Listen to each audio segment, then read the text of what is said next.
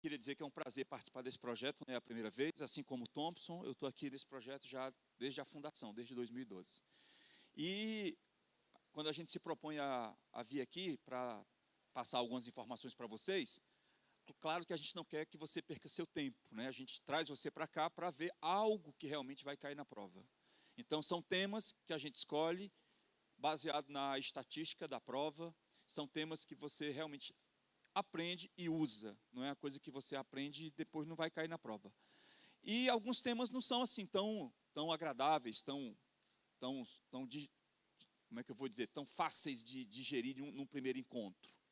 Mas assim, são temas muito importantes, então vale a pena fazer um esforço, um sacrifício para tentar entender aquela matéria. Por exemplo, a nossa matéria aqui na Química de hoje chama-se estequiometria, ou cálculo estequiométrico. Não agrada a muita gente, porque tem cálculo envolvido, mas é fundamental que você entenda, porque é certeza ter pelo menos uma questão na prova.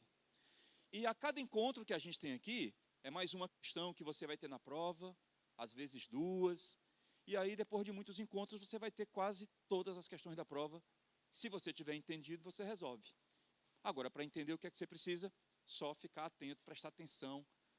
É uma coisa que todo mundo aprende, pessoal. Se uma pessoa aprende, todos podem aprender também, tá bom? Eu vou tentar, acho que vou conseguir, nesse nosso encontro de 1h e pouco, quase 1h30, fazer você sair daqui sabendo fazer questão de estequiometria, tá? Para que aquela questão que cai na prova você resolva, tá bom? Pode começar? Bom, estequiometria, companheiros, é a parte da química que estuda quantitativamente uma reação. O que é estudar quantitativamente uma reação? Você sabe que toda vida que acontece uma reação química, substâncias são transformadas em outras. As substâncias que são transformadas são chamadas reagentes. E as substâncias que são formadas são chamadas produtos. Então, à medida que uma reação acontece, reagentes se transformam em produtos. Então, a quantidade do reagente vai diminuindo, a quantidade do produto vai aumentando. Até quanto o reagente diminui? Bom, se a reação for perfeita, ele vai diminuir até chegar em zero. E até quanto o produto aumenta? Até todo o reagente virar produto. Aí a gente tem que fazer a conta. A estequiometria, ela faz exatamente esse cálculo para a gente. Ela me diz quanto de reagente diminuiu e quanto de produto aumentou naquele processo. Essa quantidade, ela pode ser expressa das mais variadas maneiras. Eu posso expressá-la em massa, eu posso expressá-la em volume, eu posso expressá-la em número de moléculas ou qualquer outra coisa que indique quantidade. Então, eu posso calcular qual a massa do reagente que diminuiu, qual a massa do produto que aumentou. Eu posso calcular qual o volume de reagente que diminuiu, qual o volume de produto que aumentou. Quantas moléculas diminuíram, quantas moléculas aumentaram. Qualquer coisa que expresse quantidade.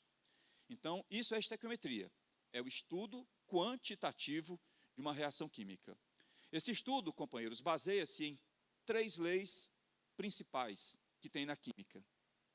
Tem uma lei que é muito conhecida, que é chamada Lei da Conservação da Massa. Já devem ter ouvido falar, de autoria de Antoine Laurent Lavoisier. Lei de Lavoisier. Essa lei de Lavoisier, que é a Lei da Conservação da Massa, diz que numa reação química, a massa total dos reagentes tem que ser igual à massa total dos produtos. Ou seja, toda a massa que havia no começo da reação tem que ter no final. Nada pode se perder pelo caminho. Na natureza, nada se perde, nada se cria, tudo se transforma. Você já deve ter ouvido isso. Isso é uma lei química chamada Lei de Lavoisier. Por exemplo, se você observar aqui essa reação entre magnésio e oxigênio, você percebe que eu tenho 24 gramas de magnésio reagindo com 16 gramas de oxigênio, para produzir uma substância chamada óxido de magnésio. Então, se você está usando 24 gramas de magnésio com 16 de oxigênio, somando essas massas, vai dar 40 gramas. Se você tem 40 gramas no reagente, tem que ter 40 gramas no produto. Ó, lei da conservação da massa. A massa total dos reagentes tem que ser igual à massa total do produto. Outra lei que a gente usa muito aqui na estequiometria, talvez seja a que a gente mais use, é a lei de Prost. Lei das proporções definidas. Essa lei de Prost diz que toda vida que você variar a massa de um participante da reação, todas as outras massas deverão variar na mesma proporção. Por exemplo, se você tem uma reação entre hidrogênio e oxigênio para produzir água, para quem ainda não se encontrou, é módulo 1, página 88. Página 88. Bom, voltando aqui, ó. Na reação hidrogênio com oxigênio dando água, se você utilizar 2 gramas de hidrogênio com 16 de oxigênio, 2 com 16, vai dar 18 gramas de água. Isso é a lei de Lavoisier, né? Conservação da massa. Se você varia a massa de hidrogênio de 2 para 4, você está dobrando essa massa, obrigatoriamente todas as outras deverão dobrar. Então, se você dobrou o hidrogênio de 2 para 4, o oxigênio dobra de 16 para 32 e a água dobra de 18 para 36. Variou uma, todas as outras deverão variar na mesma proporção. Essa é a lei que a gente mais usa, é a lei das proporções definidas. E a terceira lei é chamada lei volumétrica de Gay-Lussac. É uma lei para gases. Toda reação que envolve gases, você pode recorrer a essa lei. É como se fosse a lei das proporções definidas, só que para gases. E ela fala de volumes. Por exemplo, se você tem uma reação entre nitrogênio gasoso e hidrogênio gasoso para dar amônia gasosa, se você usar 5 litros de N2, você vai usar 15 litros de H2 para gerar 10 litros de amônia. Se você variar o nitrogênio de 5 para 10, dobrar o volume, você também dobra o volume de hidrogênio e dobra o volume de amônia. É a mesma lei das proporções, só que aqui a gente usa volume, e é para gases. E outra coisa importante, pessoal, nessa lei,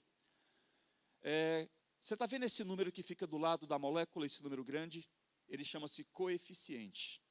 Na lei volumétrica de Gay-Lussac, os volumes gasosos são diretamente proporcionais a esses coeficientes. Ó, o N2 não tem coeficiente, então você subentende que é 1.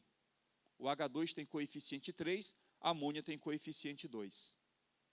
O coeficiente do H2, ele é o triplo do coeficiente do N2.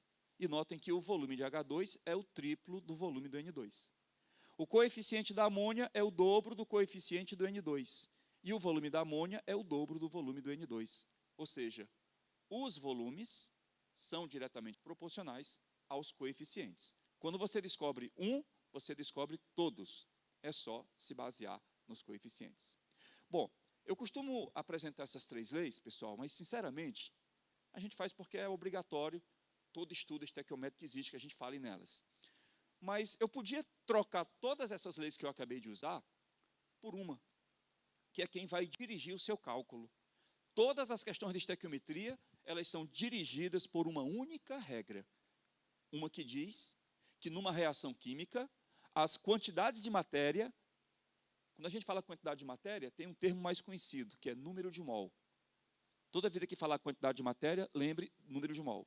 Então, numa reação química, os números de mols são diretamente proporcionais aos coeficientes estequiométricos. A gente vai usar isso o tempo inteiro.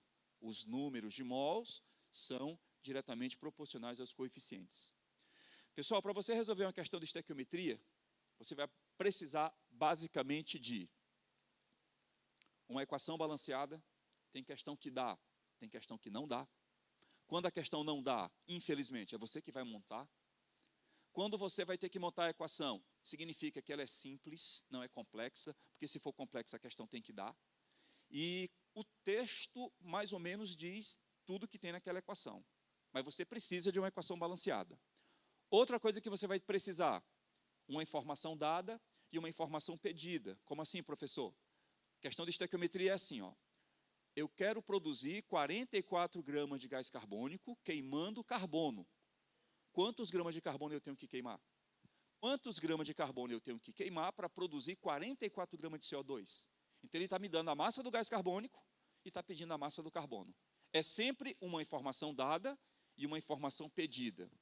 E outra coisa que você vai precisar muito, pessoal, nessas questões de estequiometria, é saber converter unidades. Não se faz questão de estequiometria sem essa conversão. Tem que saber converter de grama para quilograma, de litro para mililitro. Mas tem uma transformação que é obrigatória, que você tem que saber fazer, que é o número de mol. Você tem que ser capaz de transformar mol nas mais variadas unidades. Por quê? Porque o mol é a sua ferramenta de troca. Toda a questão de estequiometria começa você tendo o mol, porque o mol é diretamente proporcional ao coeficiente. Então, quando você tem a equação balanceada, você sabe a proporção para cada substância em relação ao número de mol. Aí você vai ter que converter mol para a unidade que a questão quiser. Tem 3 transformações que são mais comuns nessas questões. Você tem que saber transformar mol em massa, você tem que transformar mol em número de moléculas e tem que saber transformar mol em volume. A questão sempre pede massa, sempre pede volume, sempre pede número de moléculas. Então, você vai ter que transformar mol para massa, mol para volume, mol para número de moléculas. Se você precisar transformar mol em massa, que é o que mais se faz aqui, você usa uma ferramenta chamada massa molar. Daqui a pouco eu digo como é que se descobre a massa molar. A massa molar, ela indica quanto pesa em gramas um mol daquela substância. Se você tiver que transformar mol em número de moléculas, você usa um número conhecido como número de Avogadro, que é uma constante que a questão dá. Um mol vale 6,02 vezes 10 elevado a 23 moléculas. Isso aí a questão dá. E se você precisar transformar mol em volume, tem 2 opções. Se a questão tiver dentro de uma condição chamada CNTP, que significa condições normais de temperatura e pressão, se a questão tiver dentro da CNTP, um mol vale 22,4 ou 22,7 litros. Isso é a questão dá. Se eu não tiver na CNTP, uma maneira de fazer essa conversão é usando uma equaçãozinha conhecida como equação de Clapeyron. PV igual a nRT, onde P é pressão, V é volume, N é o número de mol, R é a constante dos gases e T é a temperatura. Qual é a principal conversão que eu vou fazer? Mol em massa. Vocês vão ver que na grande maioria das questões, ele pede a massa, ou então ele dá a massa. Então você tem que se preocupar muito em saber transformar mol em massa, através da massa molar. Essa massa molar, companheiros, indica quanto pesa em gramas um mol daquela substância. Tem questão que dá, tem questão que não dá. Quando a questão não der a massa molar, você calcula, porque o cálculo é simples. Para você calcular a massa molar de qualquer substância química, você precisará da fórmula dessa substância. Por exemplo, massa molar do ácido sulfúrico. Aí a questão vai me dar a fórmula, H2SO4. A questão vai me dar a massa atômica de cada elemento que compõe aquela fórmula. Não tenho que decorar, isso aí é dado. Por exemplo, o hidrogênio é 1, o enxofre é 32, o oxigênio é 16. Aí depois o que é que você vai fazer? Somar todas essas massas para obter a massa molar. Como é que seria? Você está vendo que são 2 hidrogênios? Então fica 2 vezes 1. Você está vendo que tem um enxofre? 1 que multiplica 32. Você está vendo que são 4 oxigênios? 4 vezes 16. Soma tudo, dá 98. Esse cálculo que eu fiz não é exatamente o cálculo da massa molar. Esse cálculo que eu fiz é o cálculo da massa molecular, que é numericamente igual à massa molar, só muda a unidade. Essa massa molecular é dada em U, unidade de massa atômica. A massa molar, ela é dada em grama por mol, mas é o mesmo valor. Se a massa molecular deu 98 U, a massa molar, 98 gramas por mol. O que é que isso significa, companheiros? Quando eu digo que a massa molar do ácido sulfúrico é 98 gramas por mol, significa que cada mol de moléculas de ácido sulfúrico pesa 98 gramas. E quantas moléculas tem em um mol de ácido sulfúrico? 6,02 vezes 10 elevado a 23, aquele número de Avogadro.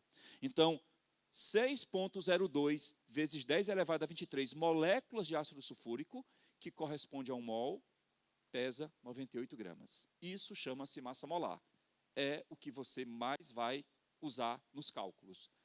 Na grande maioria das questões, você terá que transformar mol em massa, através da massa molar. Bom, pessoal, a teoria da estequiometria é essa. O resto é cálculo. Você aprende a fazer questão de estequiometria fazendo as questões. Você aprende na prática. Então, eu vou resolver aqui com vocês algumas questões e vou tentar criar aqui uma rotina para você resolver a questão. Eu vou criar uma sequência, a gente vai resolver umas 6, 7 questões, o que o tempo aí permitir, E você vai decorar essa sequência, esse passo a passo. E aí você sai daqui sabendo fazer qualquer questão de estequiometria. Quando você tiver craque no assunto, quando você treinar em casa, você pode pular algumas etapas desse passo a passo, para ficar mais rápido. Mas, por enquanto, você vai aprender o passo a passo. É como se você fosse aprender a dirigir. Na autoescola, você aprende não a dirigir, você aprende a tirar a carteira. Você só vai aprender a dirigir no trânsito mesmo, né? Aqui você vai aprender a resolver questão de estequiometria para fazer na prova. Aí, quando você for praticar em casa, você vai dominar a estequiometria, dando mais agilidade. Mas eu quero que você saia daqui sabendo fazer a questão de estequiometria que vai cair na prova. Vamos lá, qual é a sequência que eu quero criar para vocês? Eu vou colocar um exemplo. Primeira questão que eu vou resolver com vocês, eu acho que é a sua primeira questão. Eu não vou resolver na sequência que tem aí, tá? Eu vou criar uma sequência que lhe dê um crescimento natural dentro da aula, das mais fáceis para mais difíceis. Então, eu vou começar com essa questão de número 1, que eu acho que é a primeira questão aí de classe, porque tem questão de classe e questão de casa. Primeira questão. O ácido sulfanílico, utilizado na fabricação de corantes, pode ser obtido industrialmente por meio da reação entre o ácido sulfúrico e a anilina, de acordo com a equação química representada abaixo. Você viu que a equação foi dada, né? Ótimo, não vou ter que montar essa equação. A massa de anilina necessária para se prepararem 150 gramas de ácido sulfanílico, utilizando-se quantidades suficientes de ácido sulfúrico e esperando-se um rendimento de 100%, é em valores arredondados de... Pessoal, eu vou tentar criar essa sequência, ver se vocês decoram. Para resolver uma questão de estequiometria, eu preciso de uma equação balanceada, já tem. Eu preciso identificar os envolvidos no problema. Quem são os envolvidos? Aquele cuja informação é dada e aquele cuja informação é pedida. Verificam a proporção entre eles, é o terceiro passo. Essa proporção é dada a partir dos coeficientes. Aqui todo mundo tem coeficiente 1. Quando você estabelecer essa proporção entre os coeficientes, essa proporção é uma proporção em mol. Aí o próximo passo é converter mol para a grandeza que a questão quiser, que geralmente é massa. Depois que você converter mol para massa, aí você arma a sua regrinha de 3. Eu vou dizer de novo. Você precisa de uma equação balanceada, você precisa identificar os envolvidos, você precisa estabelecer uma proporção entre eles em mol, você precisa converter mol para o que a questão quiser, e você precisa armar a sua regrinha de 3. Tudo terminará numa regrinha de 3. Entenderam os 5 passos? Eu vou dizer só mais uma vez e vou aplicar. Você precisa de uma equação balanceada, você precisa identificar os envolvidos no problema, você precisa armar uma proporção entre eles em mol, precisa converter mol para o que a questão quiser, geralmente é massa, e precisa armar a sua regrinha de 3. Pessoal, vamos lá. Primeiro passo, equação balanceada. Eu já tenho, ali está. Segundo passo, identificar os envolvidos no problema. Quem são eles? Aquele cuja informação é dada e aquele cuja informação é pedida. Qual foi a informação dada? Está aqui, ó, 150 gramas de ácido sulfanílico, que é esse produto aqui.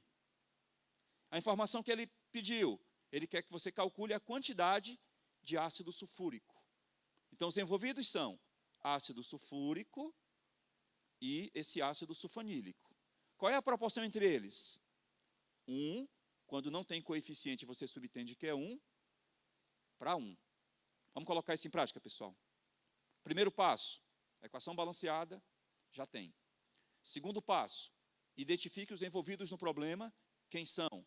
Aquele cuja informação é pedida e aquele cuja informação é dada. Deixa eu só voltar aqui no texto, pessoal. Ó, na verdade, eu falei que a informação foi pedida para o ácido sulfúrico, não é? Não é, ó. Ele quer a massa de anilina. A massa de anilina necessária. Então, anilina é essa substância aqui. Então, vamos lá para a questão. Equação balanceada. Identifica os envolvidos no problema. Aquele cuja informação é pedida, anilina, e aquele cuja informação é dada, ácido sulfanílico. Ele me deu a massa do ácido sulfanílico e pediu a massa da anilina. Terceiro passo, verificar a proporção entre eles, que é dada pelos coeficientes. Quando não tem coeficiente, admita que é 1. Então, a proporção entre eles é 1 para 1. Essa proporção é dada em mol. Então, significa que 1 mol da anilina produz 1 mol do ácido sulfanílico. Depois que você estabelece a proporção em mol, o que é que você vai fazer? Converter o mol para a grandeza que a questão quiser. Pessoal, o que é que a questão quer para a anilina? Não é a massa? Então você vai converter mol em massa. O que é que a questão deu para o ácido sulfanílico? A massa. Então ele deu a massa e pediu a massa. Então eu vou transformar mol em massa. Como é que eu transformo o mol em massa? Através da massa molar. Foi dada a massa molar? Vamos ver no texto. Não. Foram dadas as massas atômicas dos elementos que compõem as substâncias. Então você vai ter que obter as massas molares. Para obter as massas molares, você soma as massas atômicas. Pessoal, essa substância aqui, que é a anilina, ela é formada por 6 carbonos, a massa atômica dele é 12, fica 6 vezes 12. São 7 hidrogênios, 5 aqui e 2 ali. A massa atômica do hidrogênio é 1, fica 7 vezes 1. E tem mais um nitrogênio, cuja massa é 14. Quando você soma tudo, vai dar 93. 93 gramas por mol. A outra substância, que é o ácido sulfanílico, 6 carbonos, ficaria 6 vezes 12.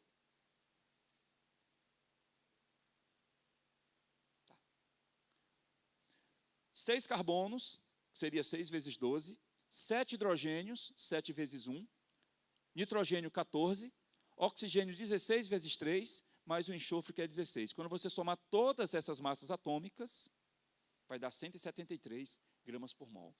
Companheiros, quando eu digo que a massa molar da anilina é 93 gramas por mol, significa que 1 mol dela pesa 93 gramas. E eu não tenho justamente 1 mol, portanto, esse 1 mol vale 93 gramas.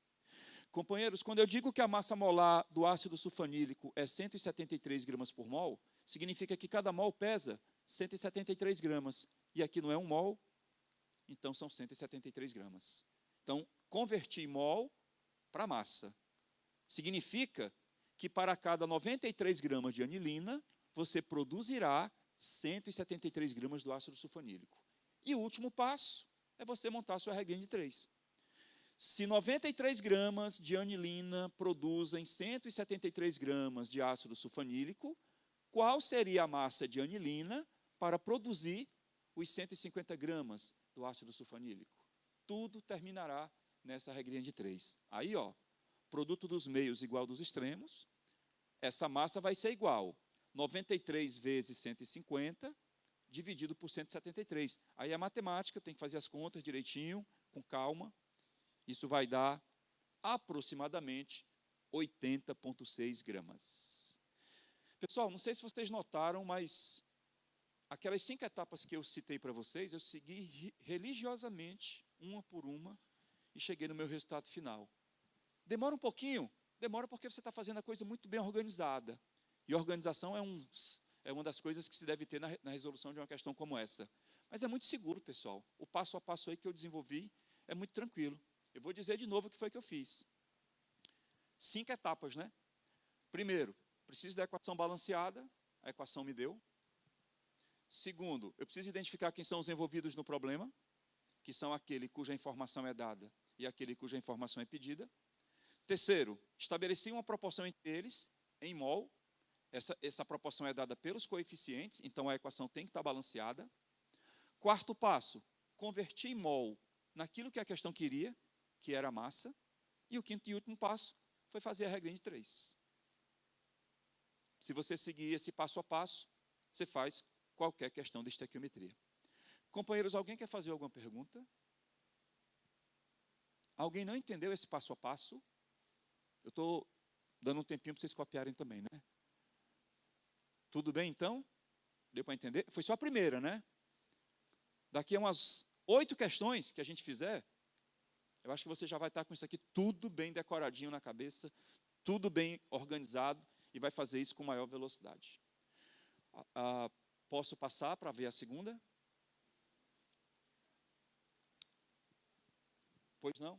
Alguém me chamou?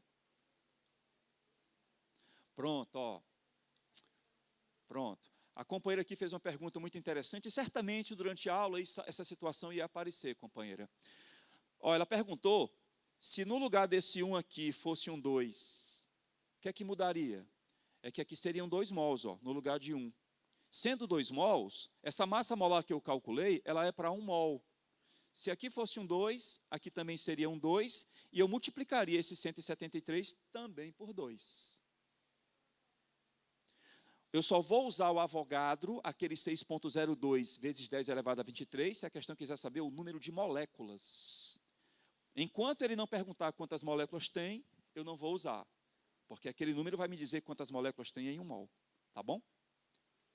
Nada, companheiro, disponha. Pode passar? Vamos lá. Próxima questão.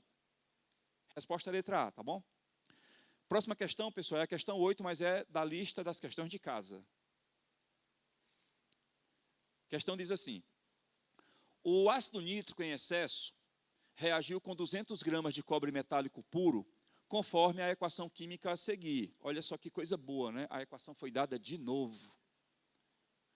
Nas condições normais de temperatura e pressão, CNTP, o volume produzido de NO2 em litros é de aproximadamente...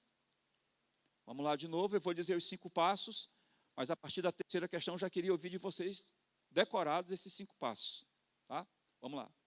Para resolver uma questão de estequiometria, eu preciso de uma equação balanceada, eu preciso identificar quem são os envolvidos no problema, eu preciso estabelecer uma proporção entre eles em mol, a partir dos coeficientes, eu preciso converter esse mol na grandeza que a questão quiser, massa, volume ou número de moléculas, e depois eu estabeleço a regra de 3. Pessoal, primeiro passo, equação balanceada, já tem, ó. Segundo passo, identificar os envolvidos no problema. Os envolvidos são aqueles cuja informação é dada e cuja informação é pedida. A informação que ele me deu, 200 gramas de cobre metálico, que é esse cobre aqui, ó, Cu, símbolo do cobre. Qual a informação que ele pediu? Ele quer o volume de NO2. Tá? Vamos colocar isso em prática. Equação balanceada. Identificar os envolvidos no problema. Cobre, ele deu a massa, 200 gramas. NO2, ele pediu o volume. Ele sempre dá uma informação e pede outra. Então, normalmente, eu vou ter 2 envolvidos no problema. Verifica a proporção entre eles, que é dada pelos coeficientes, ó, 1:2. Está vendo? Essa proporção é dada em mol. Significa que 1 mol de cobre gera 2 mols do NO2. Próximo passo, converter mol para o que a questão quiser. No caso do cobre, ele deu a massa em gramas. Então, você vai transformar mol em massa. Como é que você transforma mol em massa? Através da massa molar. A massa molar do cobre foi dada, 63,5, eu acho. Vamos ver no texto. Porque tem o risco, pessoal, da massa não vir no texto. Ela vir numa tabela à parte, né? Coisa que no Enem não tem. Mas, por exemplo, a US, quem for fazer o S, essa massa atômica não é dada na questão. Ela é dada numa tabelinha que vem no cabeçalho da prova, que também não é a tabela periódica. Então, está aqui a massa do cobre, ó, 63,5. Então, vamos lá. Eu vou transformar o mol do cobre em massa, através da massa molar, que é 63,5 gramas por mol, como tem na questão. Para o NO2, olha só, companheiros, ele não quer a massa. Para o NO2, ele quer o volume. Você percebeu? Então, você não vai transformar mol em massa para o NO2, você vai transformar mol em volume. Então, você não vai usar a massa molar, você vai usar o volume molar. Pessoal, lembra aí, quando eu quero transformar mol em volume, o que é que eu faço? Depende. Se o gás estiver na CNTP, condições normais de temperatura e pressão, transformar mol em volume, cada mol vale 22,4 ou 22,7 litros. A questão dá esse valor, ou na própria questão, ou numa tabela à parte. 22,4 ou 22,7. Quem define isso é a questão. Professor, não entendi essa parte. Ó, vamos para o texto. Ele pediu para você calcular o volume de NO2 nas condições normais de temperatura e pressão. Então, o gás está na CNTP. Se o gás está na CNTP, significa que cada mol dele vale 22,4 litros. Bom, vamos lá então. 1 mol de cobre, eu vou transformar em gramas. Massa molar do cobre, 63,5 gramas por mol. Significa que cada mol pesa 63,5 gramas. Como aqui é 1 mol, isso aqui é 63,5 gramas. Para o NO2, eu vou transformar mol em volume, porque é o que ele quer. Na CNTP, cada mol vale 22,4 litros, só que aqui são 2 mols. Pessoal, se aqui são 2 mols, então fica 2 vezes 22,4 litros. Pronto, transformei.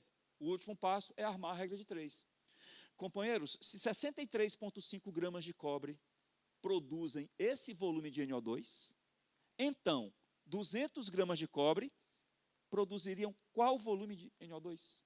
Está vendo que tudo termina na regra de 3? Professor, eu posso trabalhar de um lado grama, do outro lado volume? Pode, porque esse grama aqui, ó, cancela com esse. Então, qual é a unidade que vai sobrar? O litro, né, do volume. Então, fazendo produto dos meios igual dos extremos, esse volume vai ser igual a 200 vezes 2 vezes 22,4 dividido por 63,5. Fazendo as contas, isso aqui vai dar aproximadamente 141 litros de NO2. Resposta, letra E. Pessoal, eu fiz alguma coisa diferente nessa questão em relação à anterior, em relação aos passos? Não. Eu peguei a equação balanceada, eu identifiquei os envolvidos no problema, verifiquei a proporção entre eles em mol, converti mol para o que a questão queria, e aí veio uma diferençazinha, né? Na questão anterior, eu transformei mol em massa para os dois, porque ele tanto deu a massa como pediu a massa. Aqui, eu transformei um para massa e transformei o outro para litros, porque para um ele deu a massa, para o outro ele pediu o volume. Nem sempre eu converto mol em massa, eu converto naquilo que a questão quer. Depois montei a regrinha de 3 e resolvi. Isso é estequiometria. É muito difícil uma questão de estequiometria sair desse trilho, desse padrão. Então, o que você está vendo aqui é o que você realmente vai aplicar na prova. Se puder mudar a tela aí, vocês me avisam. Já pode? Tudo bem. Queria lembrar, pessoal, que essa aula vai estar publicada para vocês com todas as resoluções, tá? E depois vocês podem acessar com tranquilidade, caso você não queira copiar tudo aqui. Não é isso, Fábio? Esse acesso é tranquilo?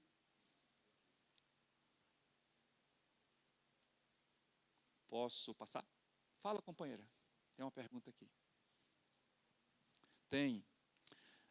Eu não sei se você lembra daquela tabelinha que eu coloquei lá no comecinho da aula, onde eu disse assim, quais são as principais conversões? Você tem que transformar, geralmente, mol em quê? Você tem que transformar mol em massa, mol em moléculas ou mol em volume. Tá? Aqui eu precisei transformar mol em volume, não foi? Porque ele quer o volume.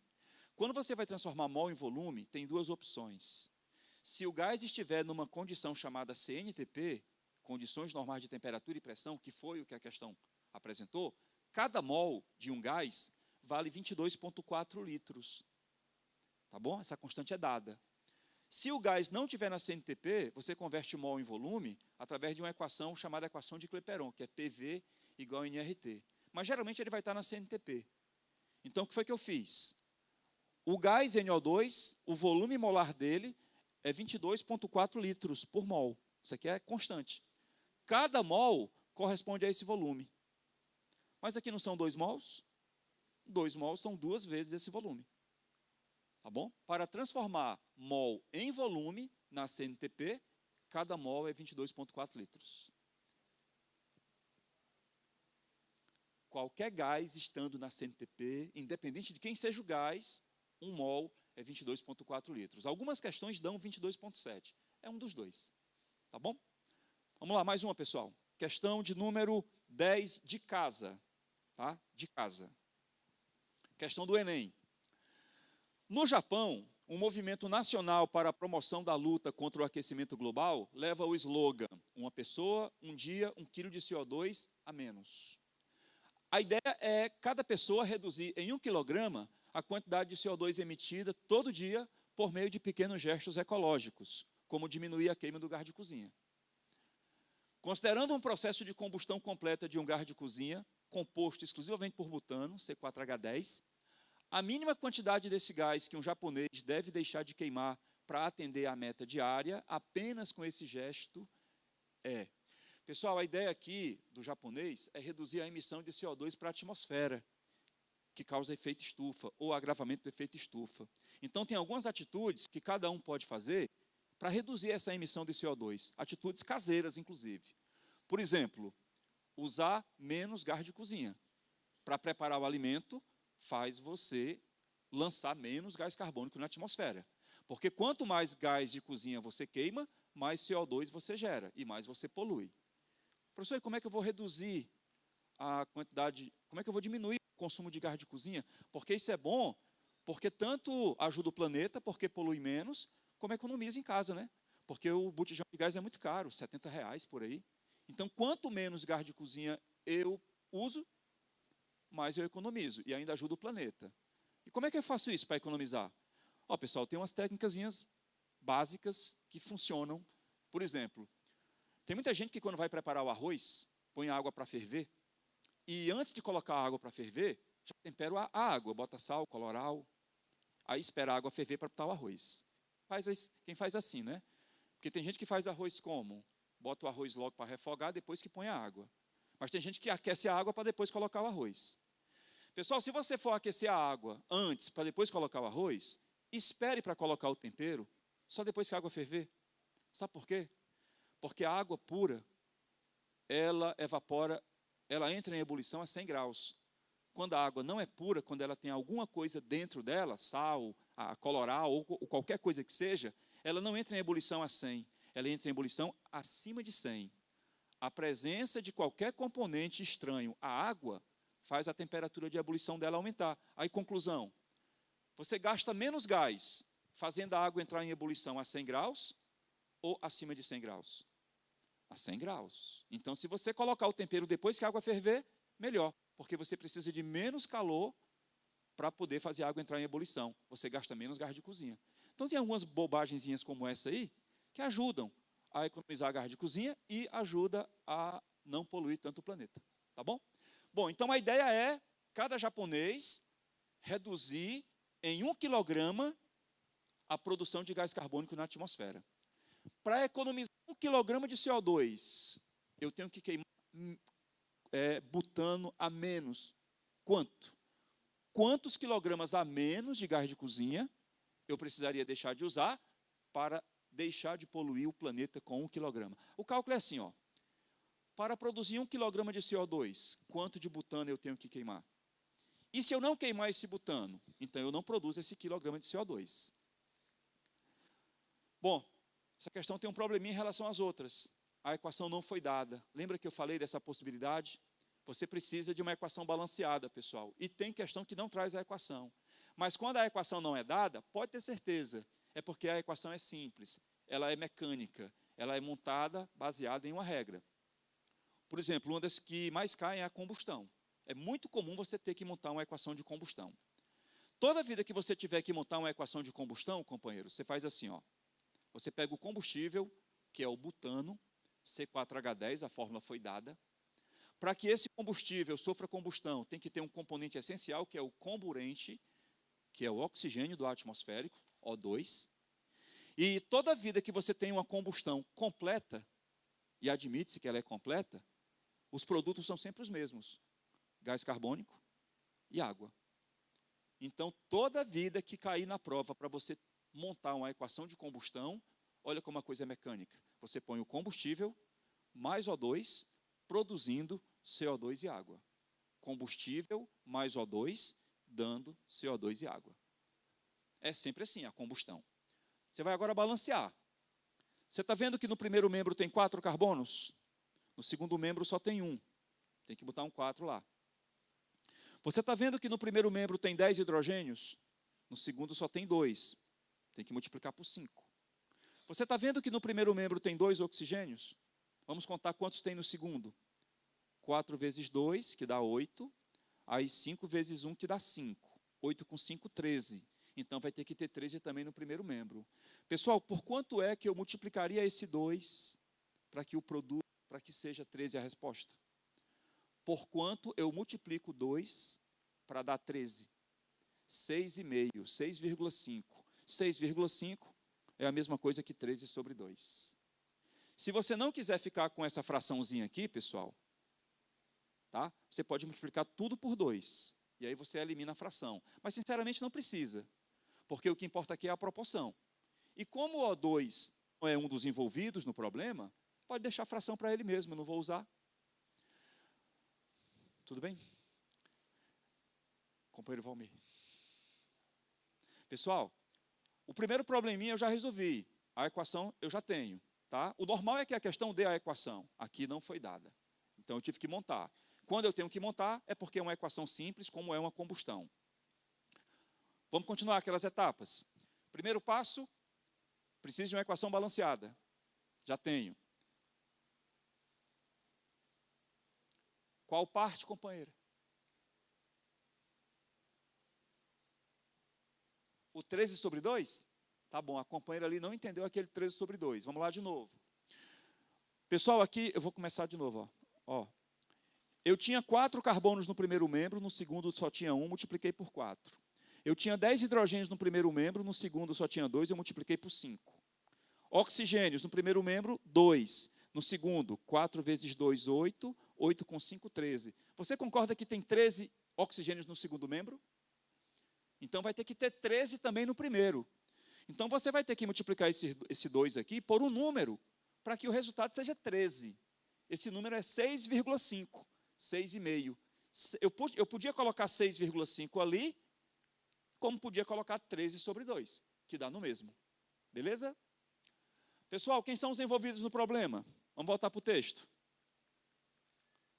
Olha só, eu quero descobrir qual é a massa de butano que eu preciso deixar de queimar para não produzir 1 quilograma de CO2. Os envolvidos no problema são o butano e o CO2. Eu quero saber qual é a massa de butano que seria capaz de gerar 1 quilograma de CO2. Esses são os dois envolvidos. Identificou os envolvidos, qual é o próximo passo? Ver a proporção entre eles, que é de quanto? 1 para 4. Próximo passo, converter essa proporção em mol para a grandeza que a questão quiser. Ó, pessoal, a questão me deu a massa do butano, então eu vou transformar mol em massa.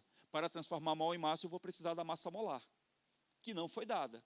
Foram dadas as massas atômicas. Para obter a massa molar, o que é que você faz? Pega a massa de cada elemento, por exemplo, o carbono é 12, multiplica por 4, o hidrogênio é 1, multiplica por 10, soma tudo. Aí vai dar essa massa aqui em cima, ó, 58 gramas por mol. E para o gás carbônico, ele também deu a massa. Então eu vou transformar mol em massa também. Massa molar do gás carbônico é 44 gramas por mol.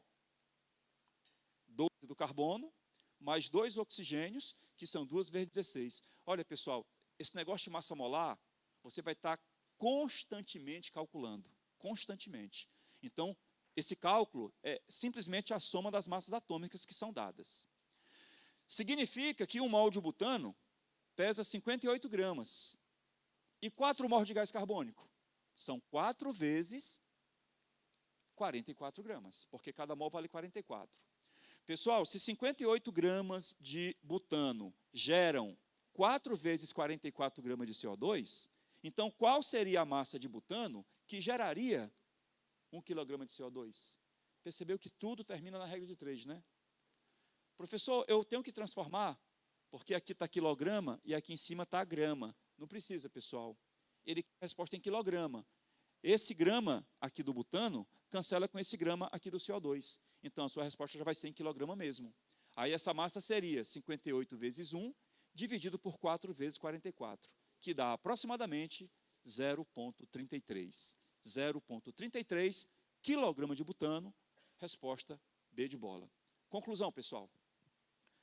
Para deixar de lançar 1 quilograma de CO2 na atmosfera, basta queimar 0,33 quilograma de butano a menos.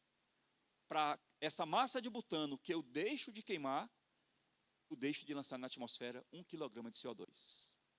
Companheiros, alguma pergunta? Até agora foram 3 questões e eu ainda não me desviei daquela sequência de 5 passos. Escrever a equação balanceada, identificar os envolvidos no problema, verificar a proporção entre eles através dos coeficientes, essa proporção é dada em mol, transformar mol para o que a questão quiser e depois armar a sua regrinha de 3. Vocês já decoraram essa sequência? Não? Eu vou dizer mais uma vez. Escrever a equação balanceada, identificar os envolvidos, verificar a proporção em mol, transformar mol para o que a questão quiser e executar a regrinha de 3. Tranquilo? Daqui a pouco eu vou pedir para vocês repetirem. Vocês repetem? Mais na frente, tá? Companheira, eu só preciso me preocupar em CNTP se a questão pedir para calcular o volume de um gás. Você viu que a questão pediu as massas? Pediu massa, não tem preocupação com CNTP. É só para quando for volume. Tá bom? Posso passar, companheiros? Próxima questão. Vamos ver se ela traz alguma novidade. Questão de número 3. Vai ter uma novidadezinha nessa questão aí, pessoal. Um detalhe a mais, que vocês vão tirar de letra, com certeza. A questão diz assim: o vidro é um sólido iônico com estrutura amorfa, a qual se assemelha à de um líquido. Forma-se pela solidificação rápida do líquido em que os cristais não conseguem se organizar. Seu principal componente é a sílica, SiO2, que constitui 70% do vidro e é fundida juntamente com óxidos de metais que alteram o arranjo das ligações do sólido, tornando-o uma estrutura semelhante à de um líquido. Ao ser gravado na sua decoração, a sílica do vidro sofre ataque do íon fluoreto, F-, como a seguir. Ó, pessoal, a equação foi dada. Ó. Você percebeu que é a quarta questão que eu resolvo e em 3 delas a equação é dada? Ou seja, na maioria das questões a equação vai ser dada, você não vai ter que montar. Para criar um efeito decorativo, em uma jarra que pesa 2 kg de ácido fluorídrico, que deve ser empregada para criar um efeito decorativo, em uma jarra que pesa 2 kg, ali tinha que ter uma vírgula, a massa de ácido fluorídrico que deve ser empregada vamos lá, etapas da resolução. Precisarei de uma equação balanceada? Já tenho. Precisarei identificar os envolvidos no problema, quem são? Aquele cuja informação é dada e aquele cuja informação é pedida. O que foi que essa questão me deu? A massa da jarra de vidro, 2 kg. O principal componente do vidro, o texto falou, é a sílica, SiO2. O que foi que a questão pediu? A massa de ácido fluorídrico necessária para reagir com esse vidro. Aí o detalhe da questão, pessoal, voltar para o texto. Esse detalhe não tinha aparecido antes. Ele disse que a sílica constitui 70% do vidro. A massa de jarra não são 2 kg? Então essa é a massa do vidro. Mas ele fala que a sílica mesmo, SiO2, corresponde a 70% do vidro. Então, eu não vou usar no cálculo esses 2 kg, porque esses 2 kg são de vidro. Eu vou usar no cálculo a massa de sílica, que compõe o vidro, que vale 70%. Então, quanto é que eu vou usar no cálculo? 70% de 2 kg. Pessoal, isso chama-se impureza. Não é muito raro você pegar questões onde o reagente não é puro, como aqui.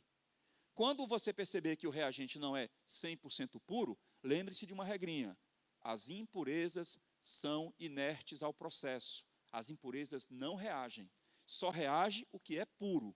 Então, se no vidro só tem 70% de sílica, eu não vou usar a massa total do vidro no cálculo. Eu uso 70% da massa do vidro, porque o que me interessa é a sílica. Pessoal, quanto é que dá 70% de 2 kg? Você chama 2 kg de 100%? 70% seria X. Daria 1,4 kg. Então, no meu cálculo, eu vou usar 1,4 kg de sílica. E aí eu volto para o normal. Vamos lá. Equação balanceada, já tenho. Envolvidos no problema, a sílica e o ácido fluorídrico. Proporção entre eles, 1:6. Significa que cada mol de sílica reage com 6 mols do ácido fluorídrico. Próximo passo, converter mol para o que a questão quiser. E o que é que a questão quer? Para os dois. Para a sílica, ele deu a massa, para o ácido fluorídrico, ele pediu a massa. Então, eu vou de novo converter mol em massa. Pessoal, é a quarta questão que eu estou resolvendo, e apenas uma pediu para transformar mol em outra coisa, que foi volume. A grande maioria das questões converte mol em massa, através da massa molar. Essa massa molar nem sempre é dada, você tem que obtê-la somando as massas atômicas que são dadas. Então, para o caso da sílica, dá 60, porque o silício é 28, o oxigênio é 16 vezes 2, 32 com 28, 60. E o ácido fluorídrico, A massa molar é 20, porque o hidrogênio é 1 e o flúor é 19. Significa que cada mol de sílica pesa 60 gramas. Como aqui é um mol, 60 gramas. Cada mol do ácido fluorídrico pesa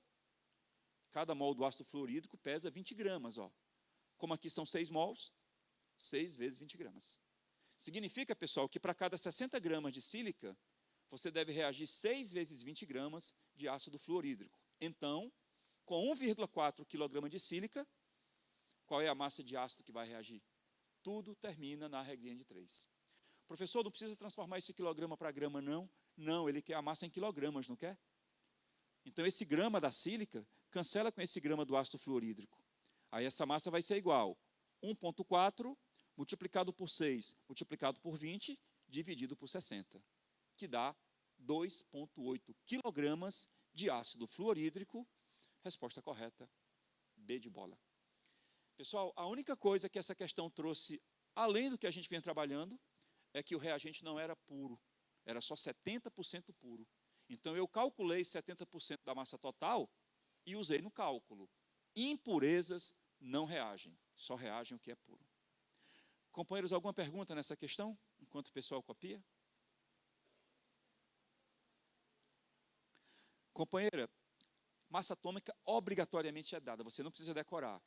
Quando não vem na questão, significa que naquela prova tem uma tabela periódica para você consultar. Não se preocupe, essa preocupação você pode esquecer. Massa atômica é dada, viu, pessoal? Nada. Quando não tem na questão, vai estar na prova em algum lugar, geralmente é numa tabela. Fala, companheiro. O companheiro perguntou se quando eu faço essa conversão aqui, ó, os dois lados sempre são em grama. São, pessoal, porque a massa molar ela é dada em grama por mol. Toda vida que eu trago de mol para massa, eu trago em grama. Depois eu converto se for preciso, mas sempre vem em grama. Mais alguma, companheiros? Tudo bem? Pode passar? Próxima questão, vamos ver se vem alguma novidade na próxima questão. Também de casa, viu? Sexta questão, de casa. Diz assim: suplementos de cálcio podem ser ministrados oralmente na forma de pastilhas contendo 1 grama de carbonato de cálcio. Ponto. No estômago, esse sal reage com ácido estomacal, segundo a equação. Ó, pessoal, quinta questão resolvida, apenas uma não veio a equação. A maioria das questões traz a equação. Considerando que após 5 minutos de ingestão de uma pastilha desse suplemento, o rendimento da reação seja de 60% em massa, de dióxido de carbono, está faltando a vírgula ali, ó, de novo. Considerando que após 5 minutos da ingestão de uma pastilha desse suplemento, o rendimento da reação seja de 60%, vírgula, a massa de dióxido de carbono produzida será de... Vamos lá? Qual é a novidade que essa questão traz? Rendimento, né? Falou ali rendimento de 60%. Companheiros, não é raro também, não é tão incomum, alguma questão dizer que o rendimento da reação não foi 100%. E o que é que isso muda? Quase nada. A única coisa que muda é que você vai calcular uma massa, achando que o rendimento é 100%, e no final você vai lembrar que ele não foi 100%, que ele foi inferior. Por exemplo, aqui foi de 60%, né? Então, a massa que você vai obter vai ser 60% da massa que você estava esperando obter. Então, o que é que você faz? Calcula normalmente a massa que você estava esperando obter e depois vê quanto é que vale 60% daquilo. Vamos lá? Primeiro passo, equação balanceada. Segundo passo, identificar quem são os envolvidos no problema, que são aqueles cuja informação é dada e informação é pedida. Pessoal, o que foi que a questão me deu? A massa de carbonato de cálcio, 1 grama. O que foi que a questão pediu? A massa de CO2, em gramas. Os dois envolvidos são aqueles lá. Próximo passo, proporção entre eles, 1:1. Significa que 1 mol de carbonato de cálcio produz 1 mol de gás carbônico. Próximo passo, converter mol para o que a questão quiser. Novamente, Ele deu a massa e pediu a massa. Novamente, eu vou transformar os dois em gramas, em massa, através da massa molar. Massa molar, que é a soma das massas atômicas. Tem questão que dá a massa molar, tem questão que dá só a massa atômica para você somar, é um trabalhinho a mais. Carbonato de cálcio, por exemplo, seria 40 do cálcio, 12 do carbono, mais 3 vezes 16 do oxigênio. Aí dá 100 gramas por mol. CO2, 12 do carbono, mais 2 vezes 16 do oxigênio. 44 gramas por mol. Significa que um mol de carbonato de cálcio pesa 100 gramas e um mol de gás carbônico, 44 gramas. Significa, pessoal, que para cada 100 gramas de carbonato de cálcio, você produziria 44 gramas de gás carbônico. E para 1 grama de carbonato de cálcio, que é o que a questão perguntou, quanto é que você produziria de CO2? Aí você faz a conta, x igual 44 vezes 1 sobre 100, que dá 0,44. Pessoal, essa seria a massa de gás carbônico produzida nessa reação. Seria. Você viu o tempo do verbo que eu usei? Seria. Por que eu não falei é a massa produzida? Porque essa massa seria a massa produzida se o rendimento da reação tivesse sido de 100%. Mas não foi. Foi só de 60%. Então, qual foi a massa que você obteve? 60% de 0,44. Você chama 0,44 gramas de 100%, aí pergunta quanto seria a massa relativa a 60%. Novamente, produto dos meios igual dos extremos, essa massa vai ser 60 vezes 0,44 sobre 100, que dá 0,26. Essa é a massa real que você obteve. Pessoal, existe uma coisa chamada massa teórica, existe uma coisa chamada massa real que você obteve. A massa teórica é você supondo que o rendimento é 100%. Quando a questão não falar em rendimento, você supõe que é 100%. Massa real é quando o rendimento não é 100% e esse rendimento é dado. Você não obteve aquilo que você esperava. Resposta correta, letra B de bola, para a questão, nem sei o número mais. 6 de casa. Pessoal, alguma dúvida? Alguma pergunta nessa questão? Fiz algo de diferente nessa questão, pessoal? Além de calcular o rendimento? Pessoal, o que muda de uma questão para outra é uma impureza que pode haver, é um rendimento que pode não ser 100%. Isso é um cálculo de percentual que você faz à parte, porque o resto é tudo a mesma coisa. Perguntas?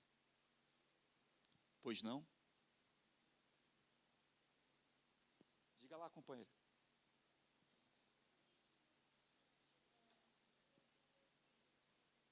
Pronto. A companheira perguntou se numa reação você tiver pureza e rendimento juntos. Qual que você tem que fazer primeiro? Companheira, sugestão, pureza. Porque você tem que eliminar as impurezas para poder fazer o cálculo. Primeira coisa que você faz é eliminar as impurezas. Depois que você eliminar as impurezas, você calcula a massa do produto. Quando você calcula a massa do produto, você calcula pensando que ele é 100%. Aí depois é que você vai obter o rendimento.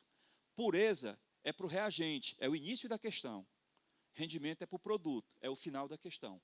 Comece pela pureza. Mas há como fazer tudo junto. Só não é conveniente falar nisso agora porque nós estamos aqui num passo a passo. Mas dá para fazer tudo junto. Mas, didaticamente falando, é melhor começar pela pureza e terminar com o rendimento. Eu vou ter uma questão daqui a pouco sobre isso. Tá?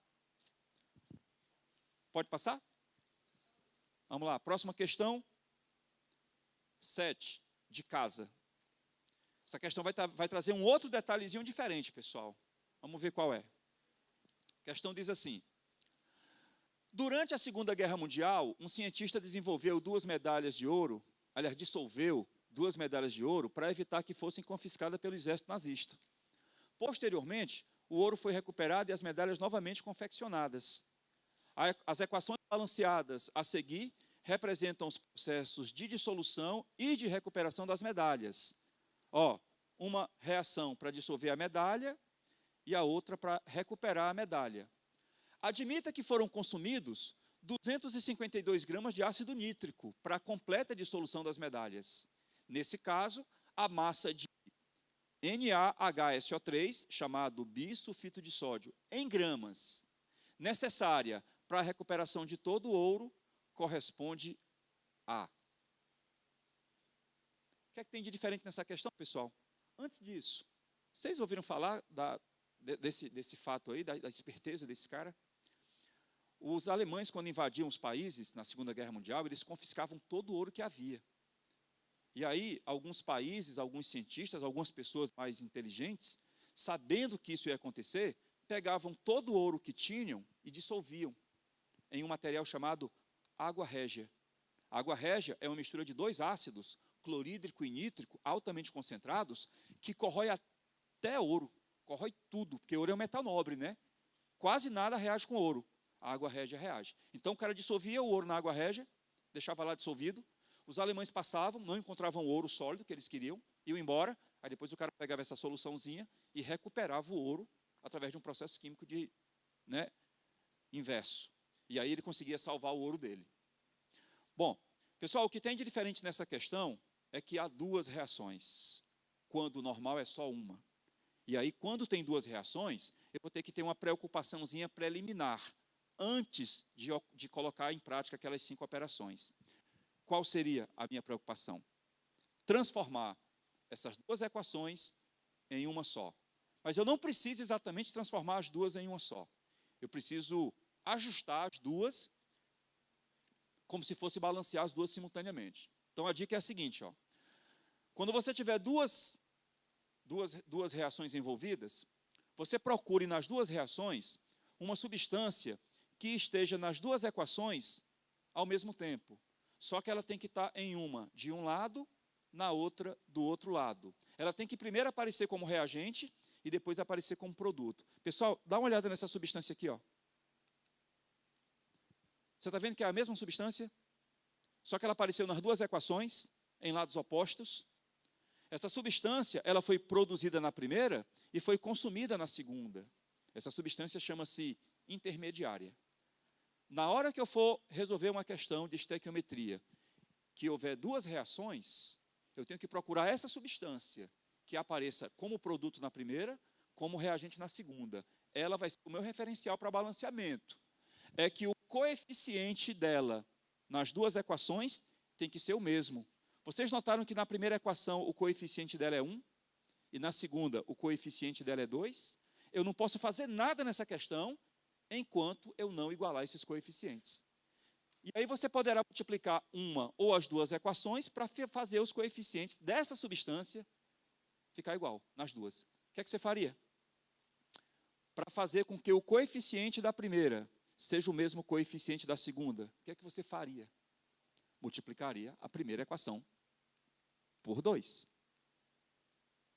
Quando eu multiplico a primeira equação por 2, aí o coeficiente dessa substância fica igual.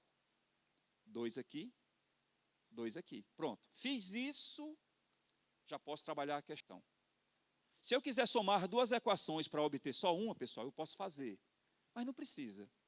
Porque o que importa é que você agora vai continuar os passos que a gente ensinou aqui. Primeiro passo, equação balanceada, já tem, apesar de serem duas. Segundo passo, identificar os envolvidos no problema. Quem são os envolvidos? Aquele cuja informação é dada e aquele cuja informação é pedida. Vamos ver quem foi. No texto, pessoal, o que é que ele quer? Ó? Foram consumidos 252 gramas de ácido nítrico. Essa é a informação dada. Ele quer saber qual é a massa do NaHCO3 que você vai obter. Então, os dois envolvidos são ácido nítrico e o NaHSO3. Qual é a proporção entre eles? 6:3. Ou seja, 6 mols de ácido nítrico precisam de 3 mols desse bisulfito de sódio. Estabeleceu a proporção em mol, converte mol para o que a questão quiser. O que é que ele quer? Massa. O que é que ele deu? Massa. Então, você vai transformar mol em massa, através da massa molar. A massa molar do ácido nítrico é 63 gramas por mol, e a do bisulfito de sódio, 104. Como é que a gente obtém essas massas? Somando todas as massas atômicas. Significa, pessoal, que cada mol do ácido nítrico pesa 63 gramas. Aqui são 6 mols, ó. Está vendo que são 6? Então, fica 6 vezes 63. A massa molar do bisulfito de sódio, 104 gramas por mol, mas aqui são 3 mols. Então, fica 3 vezes 104. Significa que essa massa de ácido nítrico, 6 vezes 63, produz essa massa de bisulfito, 3 vezes 104. Então, se eu usar 252 gramas de ácido nítrico, qual é a massa do bisulfito que eu vou precisar? Pessoal, tudo igual. Escrevi a equação balanceada, só que eram duas. Verifiquei a proporção, identifiquei os envolvidos, verifiquei a proporção entre eles, converti em mol para o que a questão queria, massa de novo. Você viu que é sempre massa que a gente usa, dificilmente ele vai cobrar volume. Estabeleci a proporção em mol, converti em mol para massa, armei a regra de 3 e agora é só resolver. Essa massa seria igual 252 vezes 3 vezes 104 dividido por 6 vezes 63. Isso vai dar aproximadamente 208 gramas dessa substância. Resposta correta, letra C. Enquanto o pessoal copia, alguma pergunta? Companheiros. Tudo bem, então? Pessoal, será que já é o momento de você repetir as 5 etapas, só para ver se você decorou? Ou faço mais uma? Já dá para... Deixa, tem uma pergunta aqui. Fala, companheiro.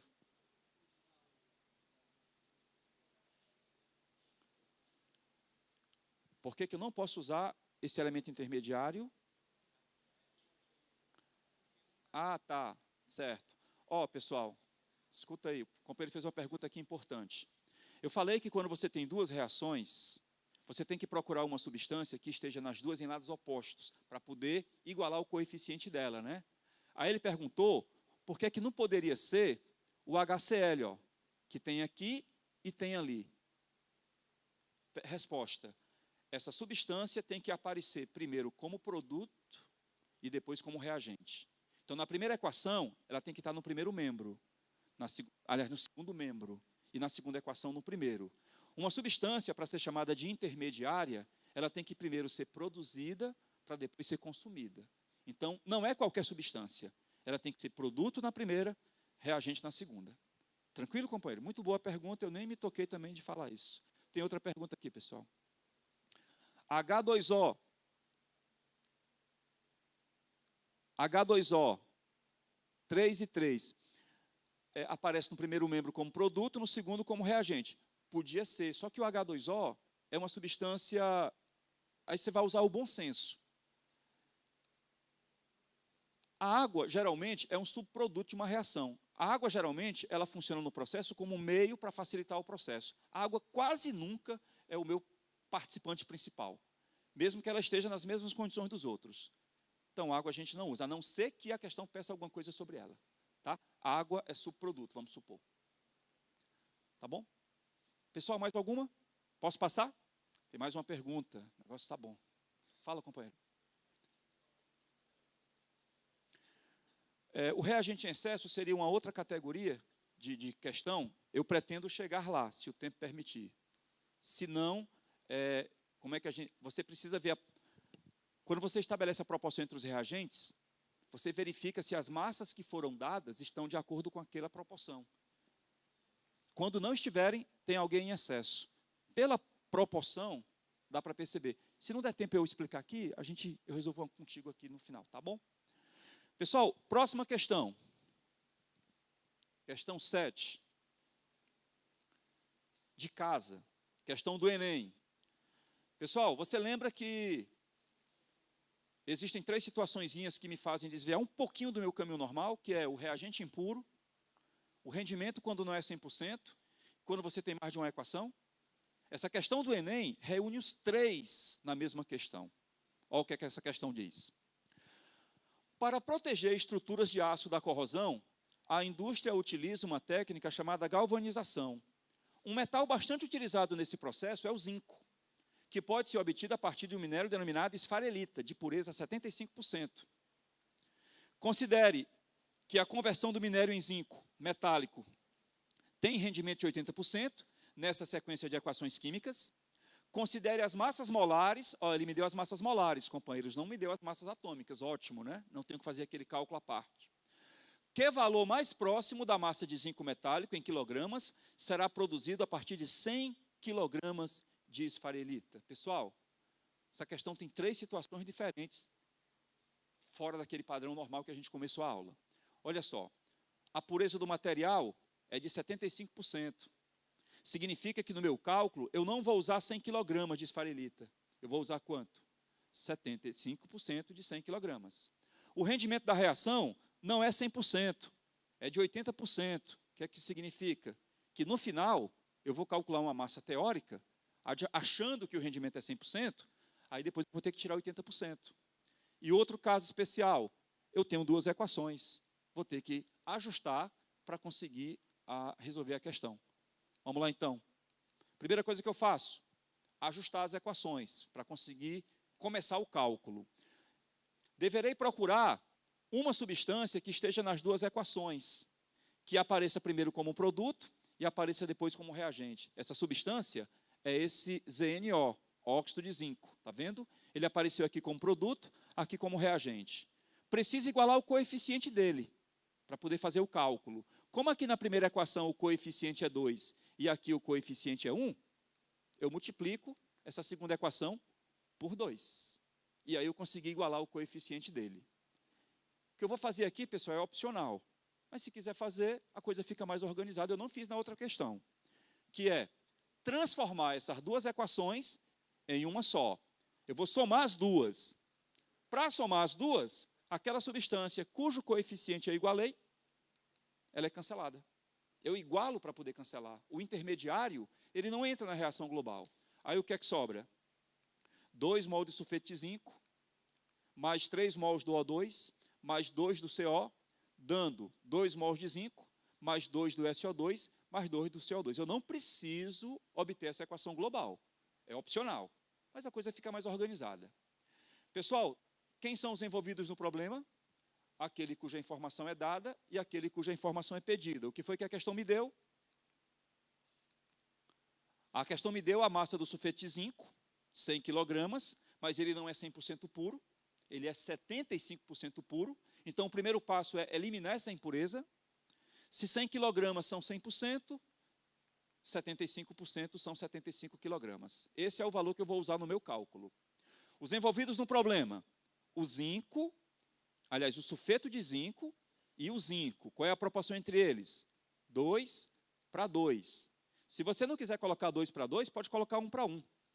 Eu vou colocar 2 para 2 para ser fiel à equação. Próximo passo, converter mol para o que a questão quiser. Novamente massa, pessoal. A questão me deu a massa do sulfato de zinco e pediu a massa do zinco. E para transformar mol em massa, massas molares, que dessa vez foram dadas. Não foram dadas as massas atômicas, e sim as massas molares. Para o sulfeto de zinco é 97, para o zinco é 65. Significa que cada mol do sulfeto de zinco pesa 97 gramas. Aqui são 2 mols. 2 vezes 97. Massa molar do zinco, 65 gramas por mol. Cada mol de zinco são 65 gramas. Aqui são 2 mols. 2 vezes 65. Essa é a proporção.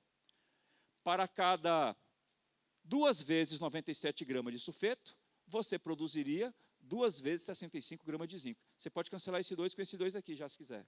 Então, pessoal, qual seria a massa de zinco que eu produziria a partir de 75 kg do sulfeto de zinco? Faz as contas, isso aqui vai dar 50 kg.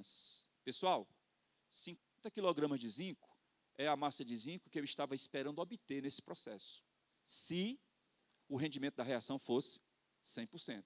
Mas não foi, né? Foi de quanto? 80%. Então, esses 50 kg eu chamo de 100%.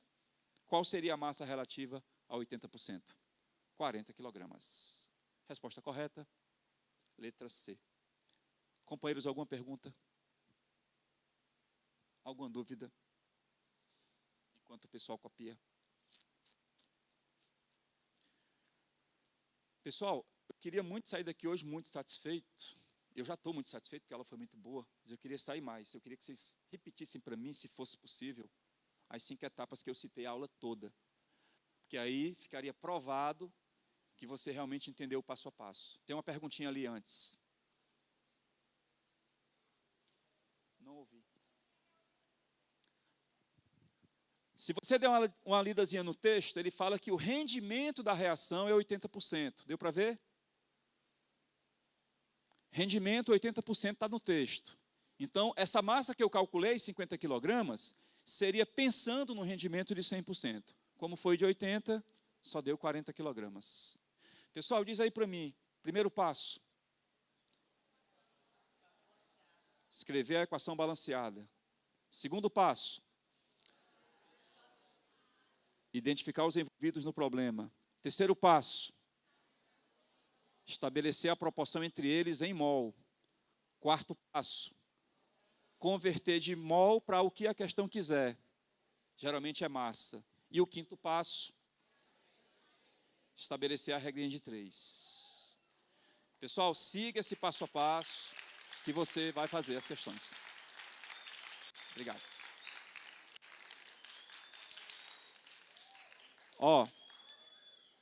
Obrigado pela atenção. Fiquei demais feliz com esse resultado. E esse assunto é estequiometria. Muita gente teme estequiometria. Pessoal, a maioria das pessoas pula a questão de estequiometria, porque acha que não vai acertar. E você está vendo que é possível acertar. É só ter calma, fazer o passo a passo e vai dar tudo certo. Obrigado demais aí pela atenção, viu? Foi muito bom e até a próxima.